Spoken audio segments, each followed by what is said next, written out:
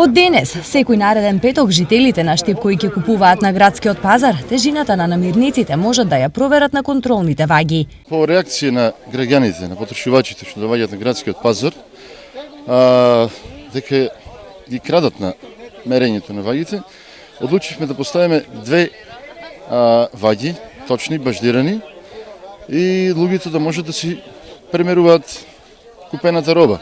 Инаку, оние кои денес пазареа беа задоволни и од понуденото и од цените. Има убав избор, релативно ефтино е, така да за овај дел од годината. Ја купи сливи, пипер, лут, по 20 динара го пиперов зема.